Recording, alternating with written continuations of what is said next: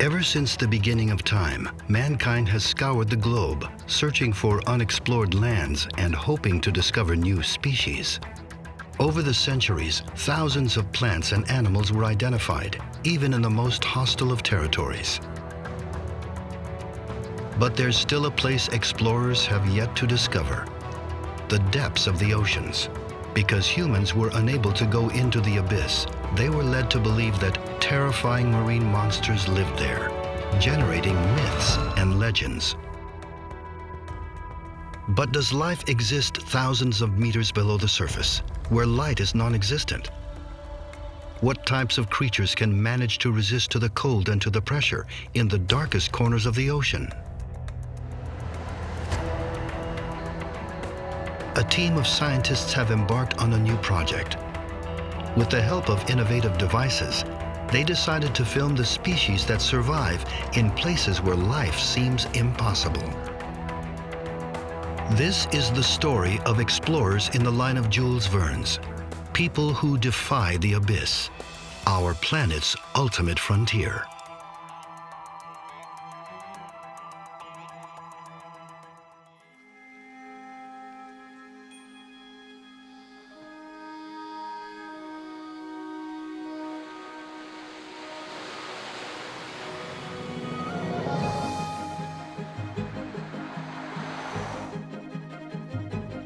This story starts in Australia, 100 kilometers or so from Sydney, in the town of Wollongong.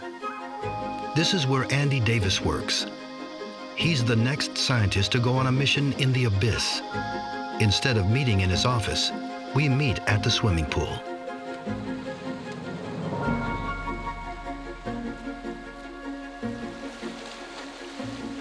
This is Andy Davis.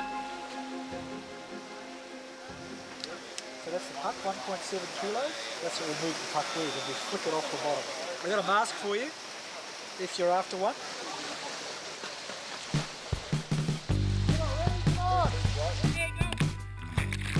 I love water. I'm a Piscean, a water sign.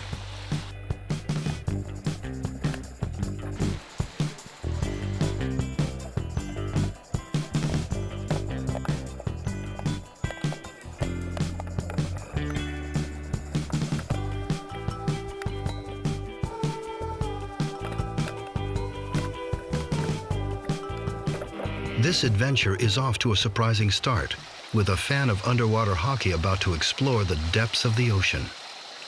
Andy is part of a group of passionate and creative scientists. Although none of them are divers or adventurers, they nevertheless decided to tackle the abyss. Their project, which started 10 years ago, bears a strange name: the Serpent Operation. The project includes scientists from both hemispheres.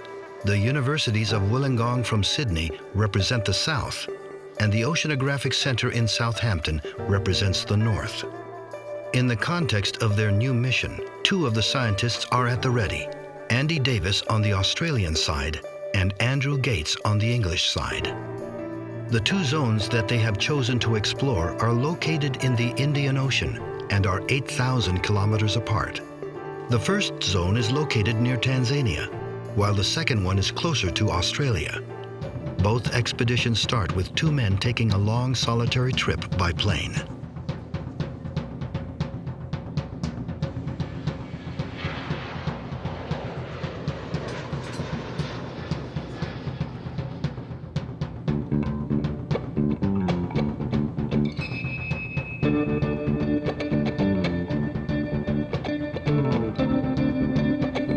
Gates' trip starts in Mtwara in the south of Tanzania.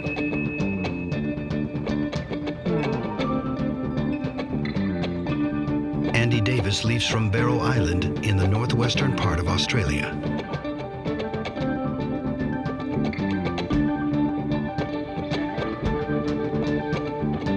Helicopters are parked, ready to bring both men out to sea.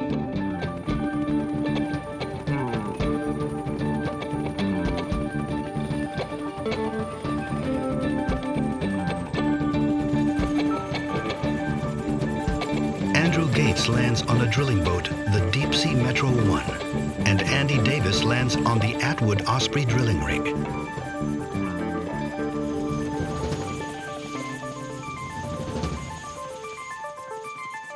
Seeing scientists aboard such platforms can come as a surprise. But it all started from a simple observation. Accessing such remote areas involved enormous amounts of resources.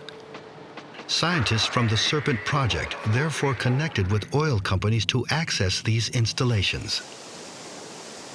These rigs are the ideal entrances into the abyss.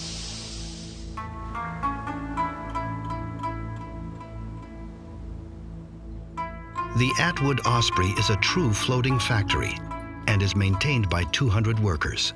A well is currently being drilled to reach natural gas. The rig is 200 kilometers away from the mainland.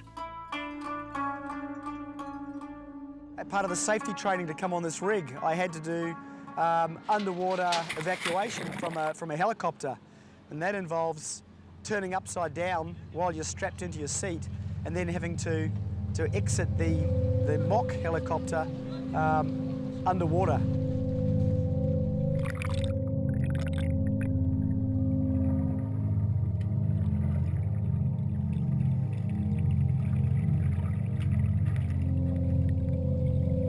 Sounds easy. I'm used to holding my breath. I'm used to being in water. It was not, I didn't really like it. I didn't find it very pleasant at all. But it's all part of the training that you have to do to get in a helicopter to fly out to a rig like this.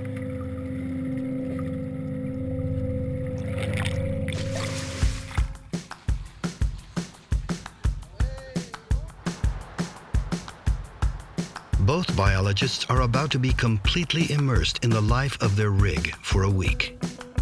Same rhythm of work, same daily rules. They are treated like any other crew member.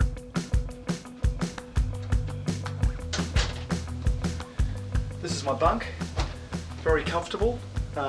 This is standard accommodation on the rig, two-person bunk room, pretty spacious toilet and shower.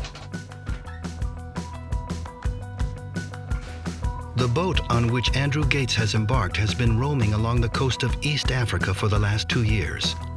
Its mission is to explore new gas deposits in the sector. The most sensitive part of the installation is here, in the red zone. Above is the derrick, and below is the bottom of the ocean.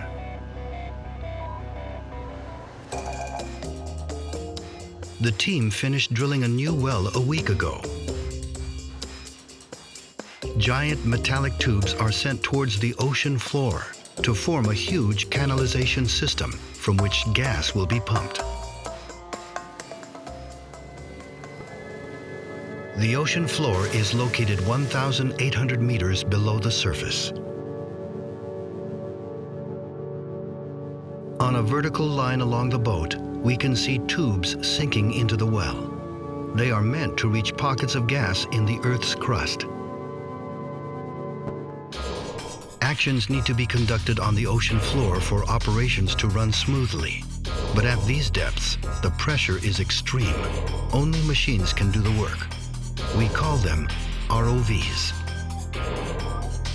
These robots are remotely controlled from the surface and are equipped with lights, cameras, and clamps. They are the oil tanker's eyes and hands at the bottom of the ocean. Each day, in all oceans across the world, oil rig ROVs are sent in the deep waters. Their cameras form what could be called a vast surveillance network of deep sea floors worldwide.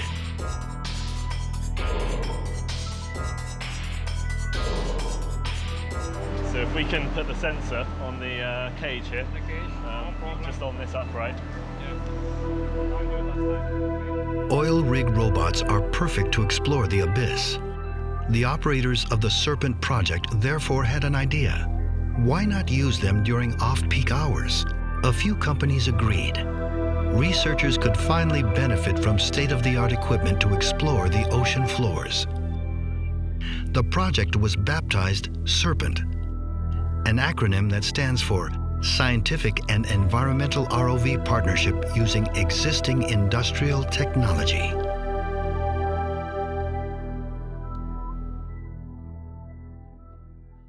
Okay, I'm gonna start with lights, pan and tilt.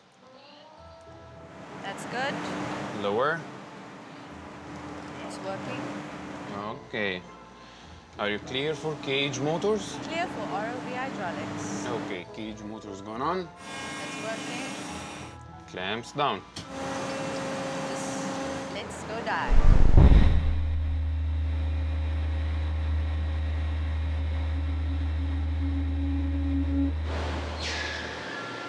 In the control cabins, the teams are getting ready for their first dive. The feedback from the underwater cameras is instantly projected on the screens. Along with the pilots, the two biologists handle the equipment.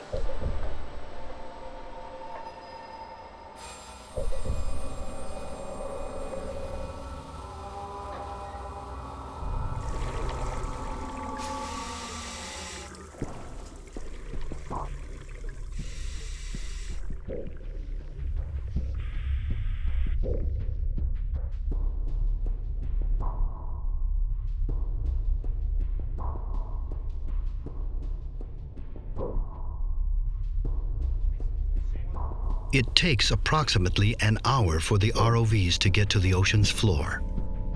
Over the course of the dive, the robots travel through the water column. The ocean changes in appearance as the robots keep on descending. In the first 200 meters, the sun's rays pierce the surface, making photosynthesis possible and allowing for the development of phytoplankton, which is at the base of the food chain. It's a source of food for many species who, in turn, serve as food to other animals. The majority of underwater life is concentrated in this zone. Past 200 meters, 99% of light disappears. Photosynthesis is no longer possible. Plants can no longer develop. We are at the center of the water column. Life forms become scarce. The ROV spotlights are the only things left to attract a few fish. Oh, there it is. There it is again. At 1,000 meters deep and below, darkness is complete and pressure is 100 times higher than at the surface. The organs of human beings would have been instantly crushed.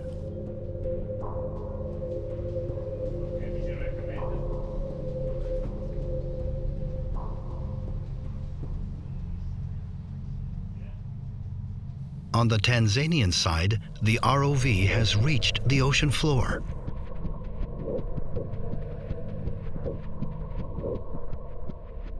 The temperature of the water is of 4 degrees centigrade. The place seems deserted.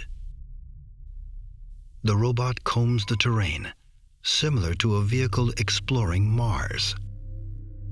For the first time, artificial lighting illuminates the scene, which is usually set in pitch darkness.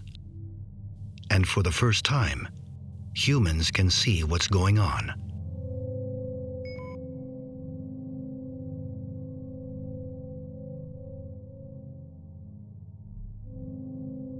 It's hard to imagine life existing in such a stark environment. And yet, the presence of animals is indicated through traces on the ground.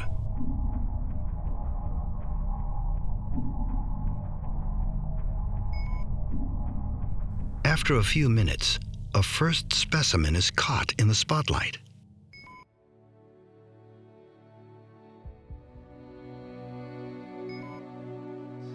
Glass sponges are probably the most abundant thing that we see here. What looks like a plant is actually a primitive animal. It lives anchored to the ground. There's quite limited food resources down on the deep sea floor. All the food that's available to them has to settle down from the surface waters as the plankton settles down from above and the other materials settle down from the surface waters. These abyssal organisms therefore draw their food from the surface. Dead plankton and animal waste rain down on the ocean floor. This phenomenon is called the abyssal snow.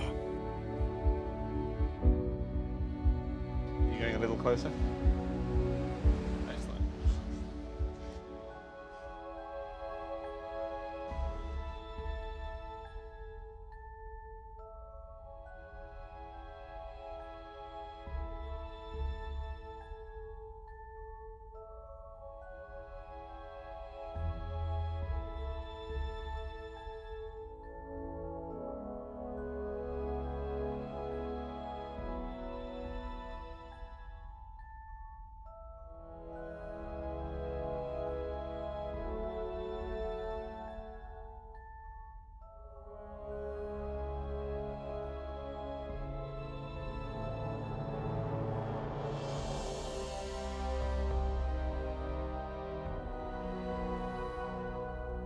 There's something over here on the right, I think there may be a sea cucumber.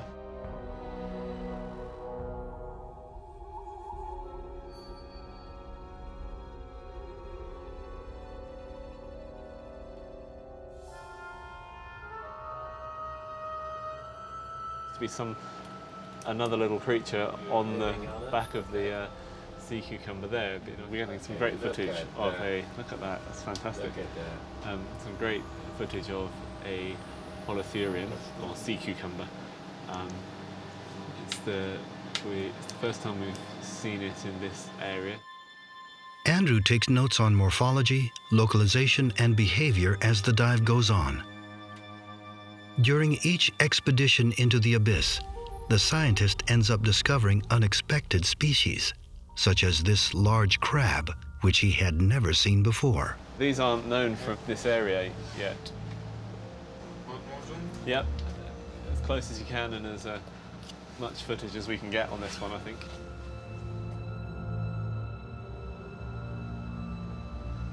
And if we can maybe try playing with the light a little. Okay. Or the focus, yeah, this is really good, you can see the spines.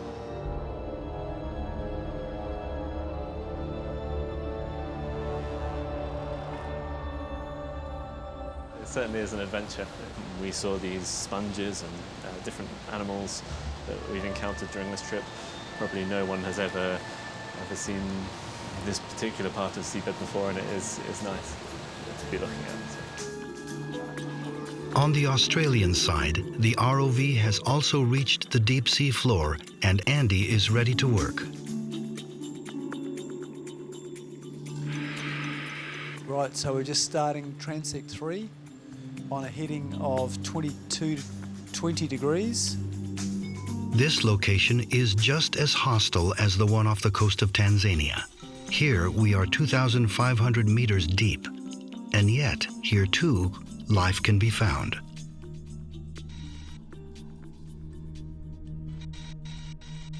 A mysterious animal suddenly appears on the ocean floor. It is called the Ipnops, and these are probably the first images recording its existence as a living specimen. Through evolution, this animal's eyes were transformed into flat organs, similar to corneas placed on the top of its head, to compensate for the darkness of the deep sea. This allows the Ipnops to be particularly sensitive to the light that is emitted by bioluminescent prey.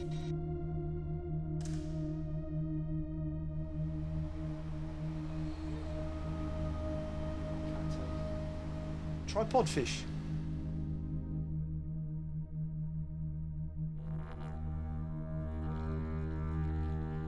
This one-of-a-kind silhouette can come as a surprise. The frogfish is the perfect example of an animal adapting itself to the deep sea floor. It's a fish with legs. In such depths, hunting requires too much energy. Instead of moving, the predator simply waits for its prey to pass close by. The frogfish's feet, its fin rays, allows it to stay still and wait for prey despite the current.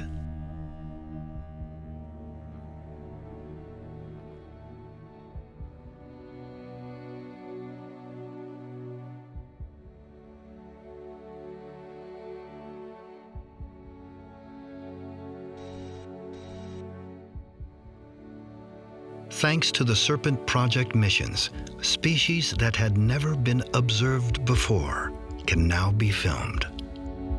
We know virtually nothing about these animals. When it is illuminated by the ROV spotlights, the abyss offers the spectacle of another planet, where everything has yet to be discovered.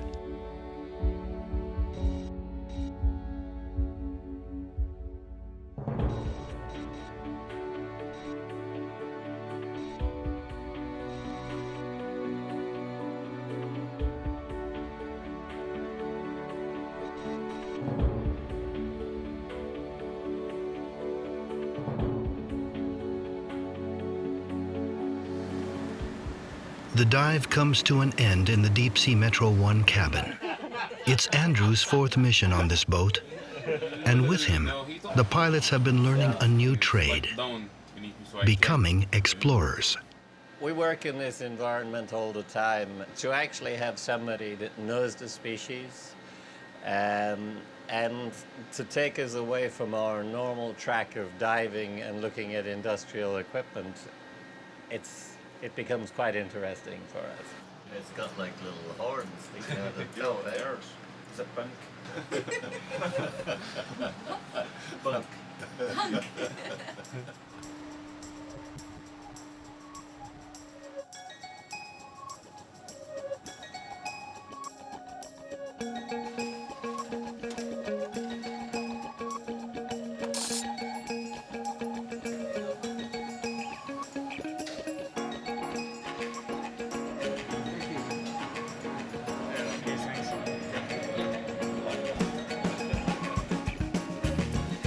The boat's restaurant is the key place for the crew.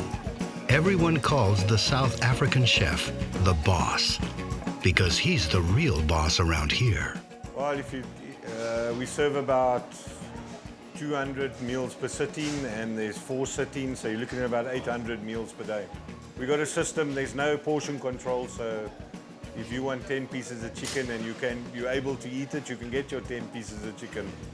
It's important that people shouldn't be restricted to the food. We're working on an oil rig. The guys are working 12, 14-hour shifts.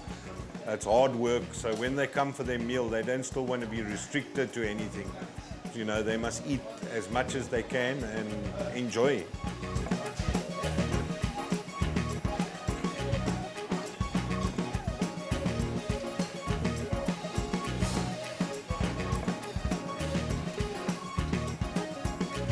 I come from Philippines and working here as a doctor. I come from Aberdeen, up in Scotland. I am a well engineer graduate. I'm from Libya. I'm from Brazil. I'm come from Tanzania. I'm from Manila, Philippines, and I'm the rig administrator.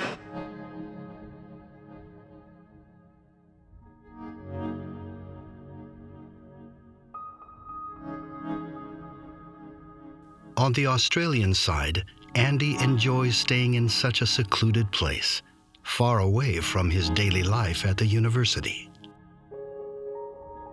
I love being out here, being able to scan the horizon and see no land. It's fantastic.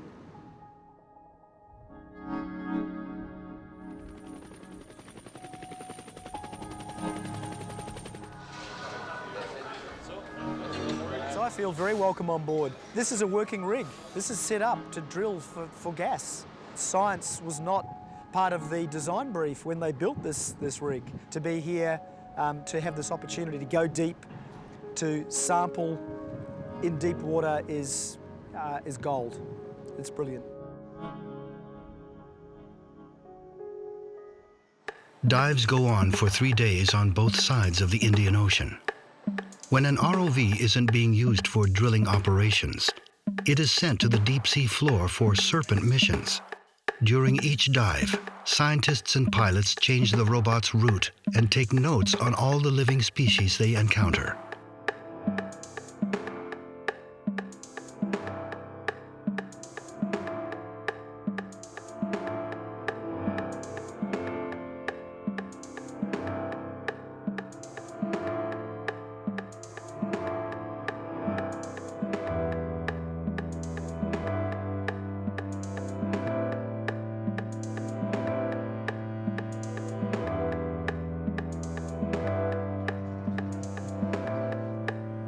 Observation is an efficient technique, but it also presents some limits. The ROV covers a broad area, but some creatures find the ROV intrusive. Not all animals let themselves be filmed. For the second part of the mission, both researchers therefore want to attract the animals with bait. The scientists come on board with 2 new devices invented by the Serpent teams. On the Tanzanian side, the chosen device is an automated picture-taking system that is resistant to the pressures of the deep sea. This is the camera here. It goes into a titanium housing, which is rated to 3,000 meters water depth. And here is the flash, and these get mounted onto a frame, which we deploy with the ROV. We're going to set the camera to take a picture every 2 minutes over the course of 48 hours.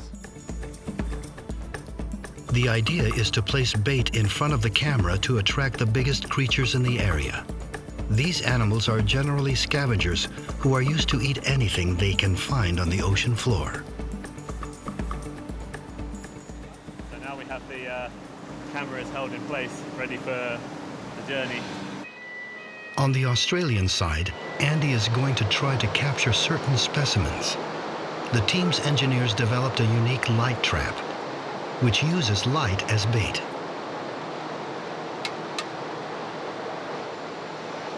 Animals enter through small openings located on the side of the trap. Once inside, they are trapped in the bottom compartment and can't escape.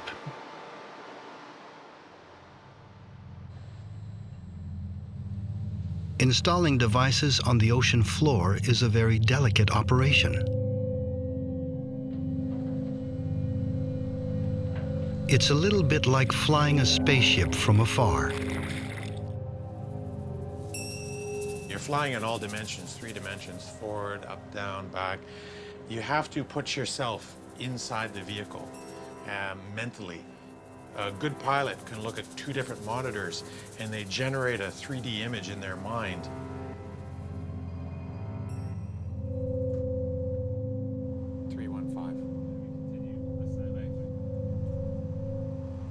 Because you need to know how far away your arm is.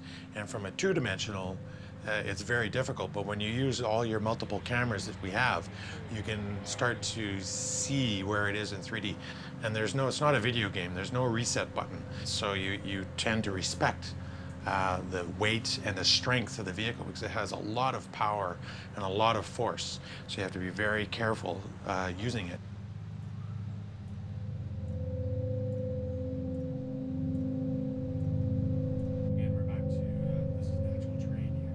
In order to place the devices in the right places, the pilot controlling the robot and the one manipulating the arms must be perfectly coordinated.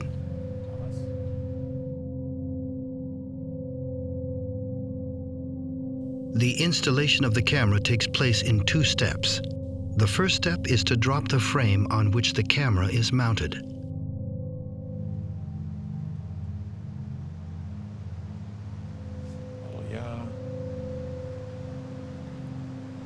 Stowed position. If you can slow down the reaction time and slow down the whole speed of the arm.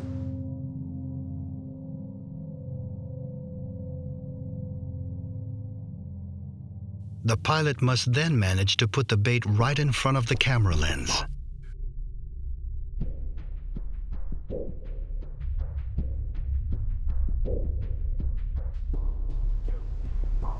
Okay, stow the arm, please.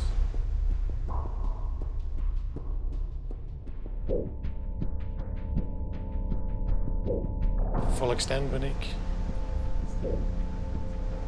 Excellent.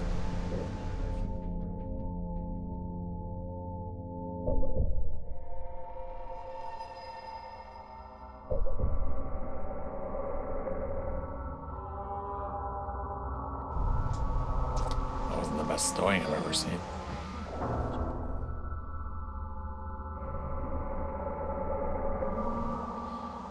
You have to yaw down a little more. There you go. That would be stowed.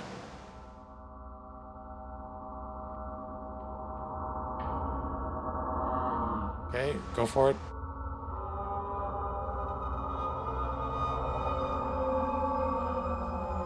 And swing to the left just a hair.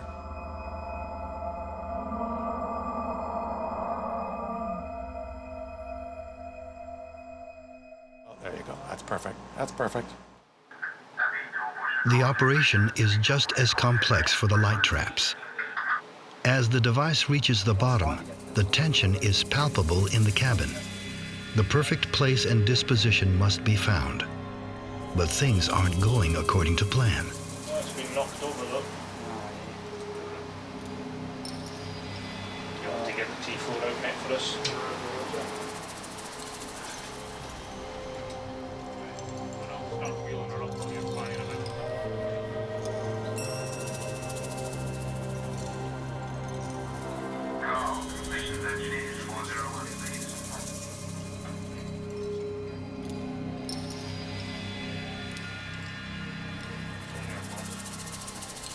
The trap is stabilized after a second attempt.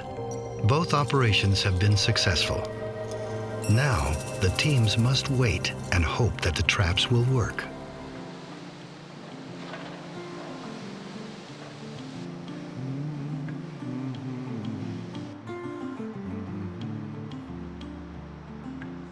On board, Andrew and Andy take advantage of this waiting time to explain the missions to the crew.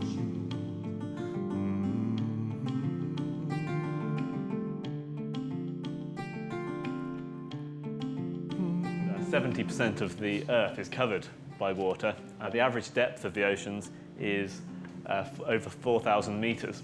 It's a vast area which we know very little about. This is how we collect some of our sediment samples. This is using the highly dexterous manipulator arm to push this little tube into the mud. We can use this to estimate the effects of drilling disturbance. Hey, hi Andrew.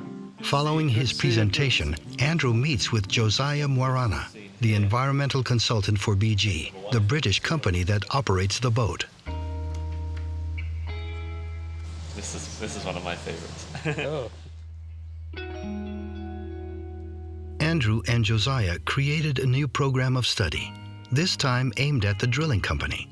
It is a two-way exchange. Researchers use the equipment for their explorations, while also providing the company with their expertise. They invented a system that allows them to collect samples from the well and analyze the impact of drilling operations on the ocean floor. And that's spot on. Yep, that's great.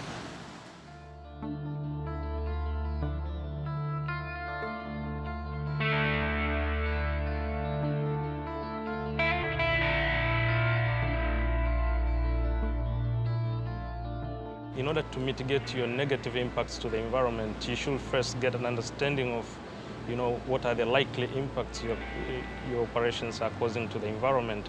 And that's one of the things the Serpent project does. A little more. There, that's it. Very nice. We are not doing this, for the sake of communicating or proving to anybody that, BG is not having any negative impacts on the environment. But we do it as a commitment.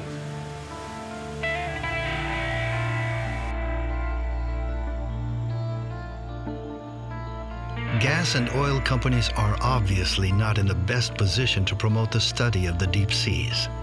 Those who have welcomed scientists from the Serpent Project may simply be trying to improve their public image.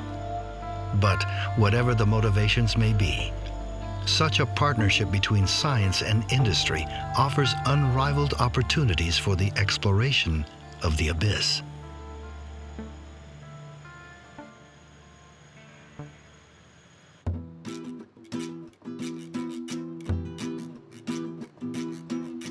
At the bottom of the ocean, the two baiting devices are in place. At the surface, life continues.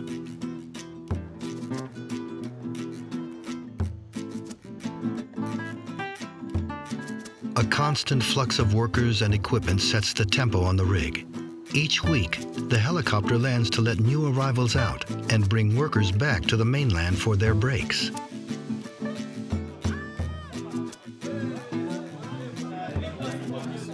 I just finished my 28 days. Now I'm on the way to go back home, see my family, and then I'm back here after 28 days. Okay, man!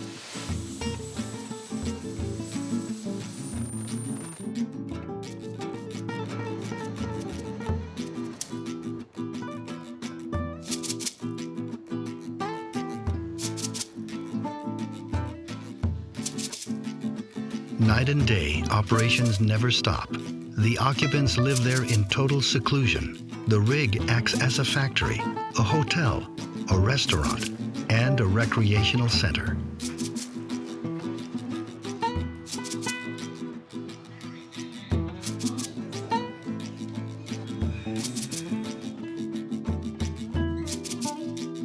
In the evening, those wishing to get some fresh air depend on the heliport to take a walk.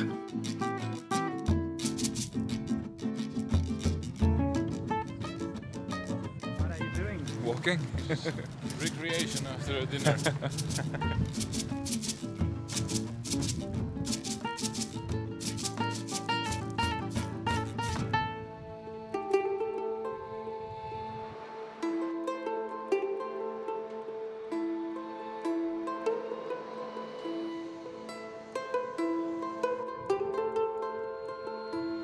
night, the rig takes on a completely different persona. All the lights are on. It seems to soften all the hard lines of the rig. It's a beautiful place. It's a magical place at night, actually.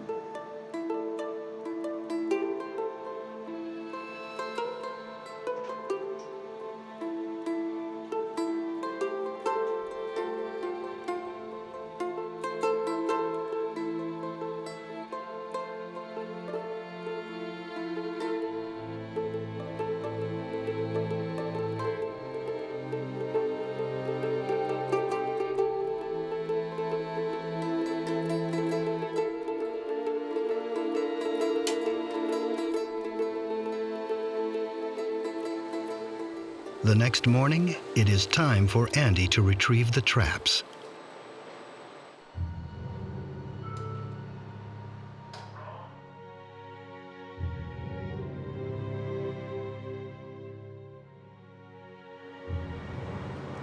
Wow. It's incredible. Fantastic. This is completely unexpected. There's tons of little isopods, there's little prawns, there's these larger ones. I'm not sure what species we have here. These long eel-like ones, again, not sure, but there's lots of good stuff in here. So I think the whole serpent team will be really happy with what we have.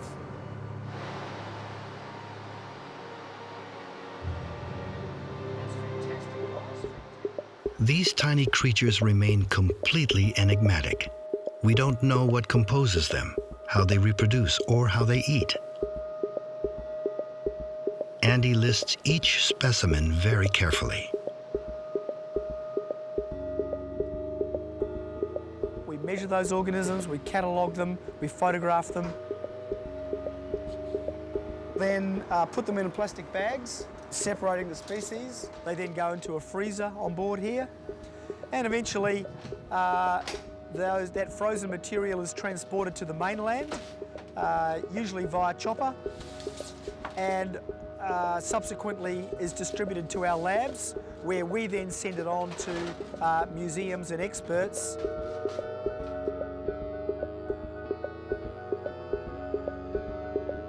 On the Tanzanian side, Andrew and the pilots are ready to retrieve the camera device, which stayed on the ocean floor for 30 hours. They will quickly find out whether their bait worked or not. That was good.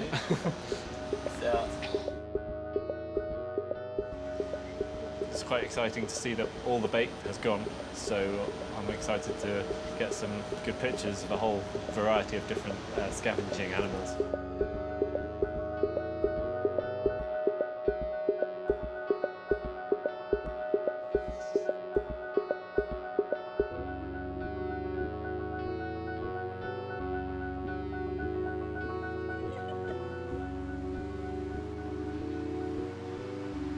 The pictures taken 1,800 meters deep are to be retrieved from the laboratory. These shots will allow scientists to see which creatures ate from the bait.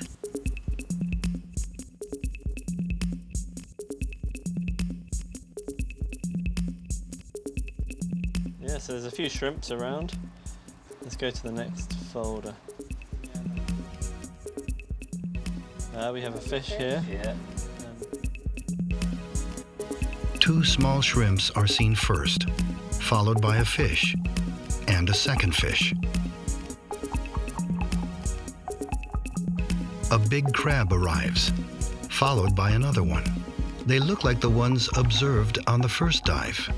These animals seem to have feasted on the bait and shared it among themselves. Then, a strange animal suddenly appears on the photographs.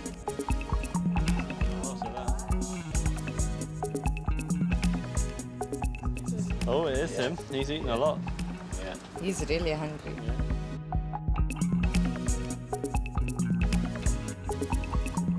These animals are called ghost sharks. They have wings that allow them to fly in the deep sea. They belong to the Chimera family, one of the oldest fish groups whose appearance dates back 400 million years. We know almost nothing about the animals' characteristics, and its adaptation to the deep sea. He's a greedy bugger.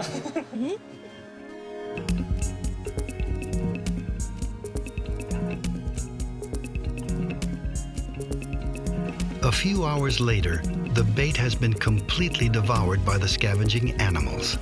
The deep water feast comes to an end.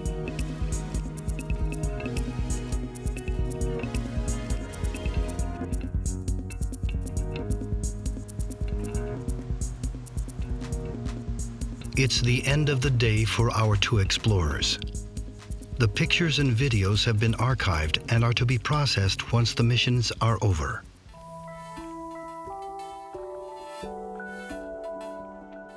The presence of crustaceans and crabs was confirmed by Andrew's dives in this area. Fish, medusas, and notable black chimeras were also spotted, along with a surprising type of fish for the area. This one looks like the blobfish species, which is usually located in the South Pacific. Finding such a fish in the Indian Ocean is unexpected.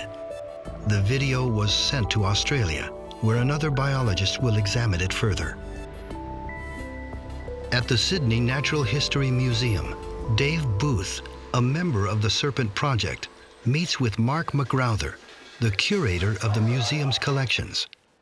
Mark preserves thousands of creatures that washed up on the shores or that were caught up in deep-sea fishing nets. He actually has a blobfish specimen.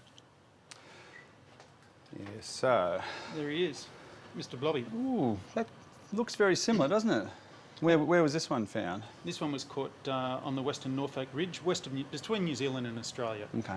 At about 1,300 metres, so very deep. So similar depth, different side of the continent. The fish that Andy filmed could therefore be another type of blobfish, but specific to the Indian Ocean. It could be a cousin to the Australian species, one which had never been identified before. We've found species that are a very different part of their range, thousands of kilometres from the other known places. So all of this is quite important for biologists and also understanding how these animals move around the sea. Up until now, experts were able to study life in the abyss by examining the carcasses of fish that were found dead. The Serpent Project can now provide a huge amount of data. With each mission and each image, scientists are faced with new, completely unknown species. It looks very much like a gulping fish, doesn't it? It just takes his prey whole and sits on the bottom and waits.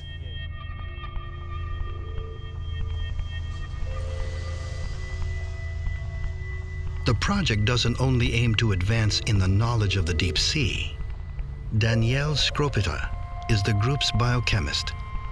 She is interested in finding new molecules, and she is certain that creatures from the abyss form the future of our pharmacies. It's just history. We know that natural products give us the best drugs. When you go into a pharmacy, 70% of those things on the shelf come from nature. But yeah, I like this story because pseudoephedrine, this was ephedra species were used in traditional Chinese medicine. So it's believed that the use of ephedra species may go back 5,000 years. So whenever you have a cold and you go into the pharmacy, you can think that you're using the same chemistry and the same medicine as 5,000 years ago.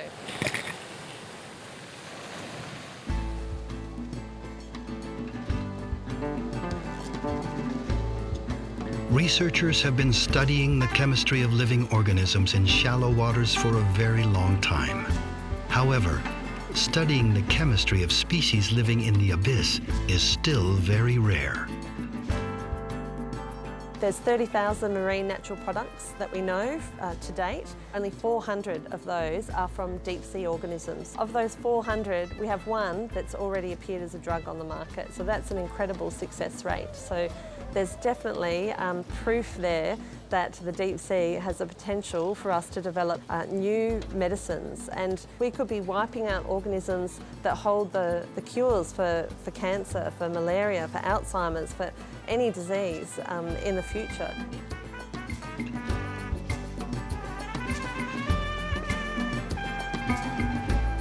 Scientists from the Serpent Project have started collecting samples of deep sea organisms.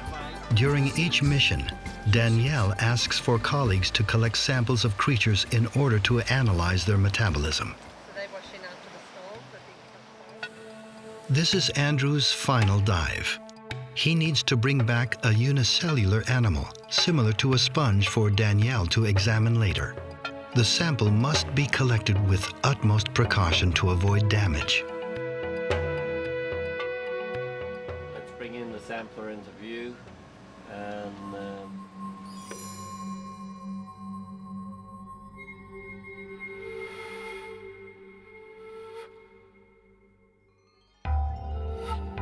swing it out a little bit, swing it out. Yeah, that's it, that's it.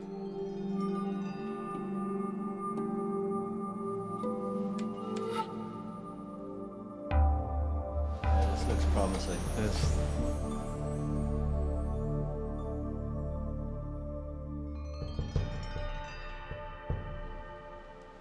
Collecting the xenophophores is quite an intricate task. They're very delicate structures, and Florrie here has been using the manipulator arm to push the sampler around this delicate structure, and it looks like we've got all three of them perfectly intact to bring up to the surface, so we'll be able to examine them when we get them back to the labs. So it's a great job by the ROV guys here.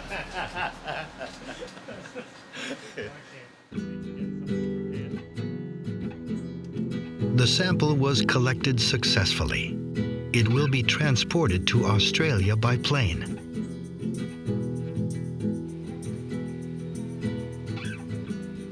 In her lab, Danielle Scropita gets hold of the samples collected during missions. Today, she's working on a sponge found off the shore of New Zealand. Okay, take it on the ice. All right, so let's keep them separate. We'll just have a look at that large one first. Why do we look at the deep sea organisms? Why do we have so much hope? The reason is that because of the different environmental factors in the deep sea, so we have very high pressure, we have very low temperature, low light, low oxygen. Some of the organisms have different primary metabolic pathways, so they have different proteins, different enzymes. Might actually give us the chance to find entirely new types of compounds, new types of drugs.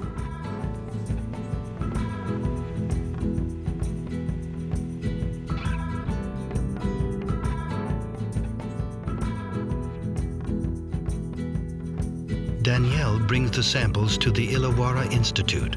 There she meets with Cara Perro, a famous Australian researcher specialized in anti-cancer medication. Here we've got some samples, some extracts from our deep sea sponges. So I was wondering if you could test some of them for us in some of your cancer cell lines. Sure. The compound and the cancerous cells are put in contact. The color of the cell changes if it is altered by the presence of the compound during the test.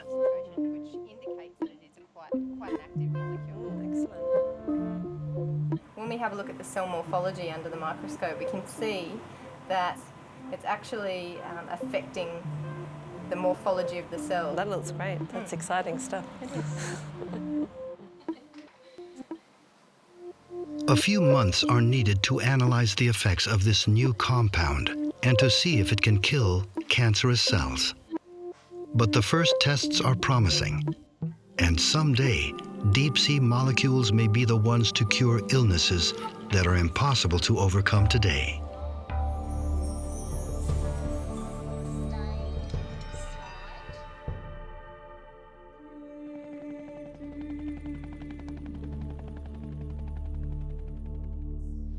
The missions off the shores of Tanzania and Australia are coming to an end.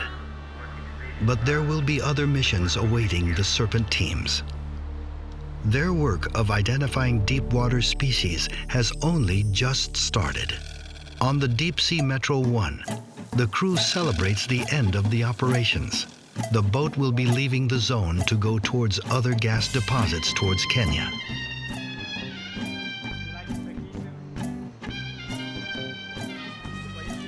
At the very bottom of the ocean, animals are seeing these small robots and their lights go away.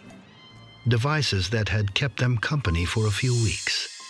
The night falls once more on the abyss, and the creatures go back to leading their normal lives in pitch darkness.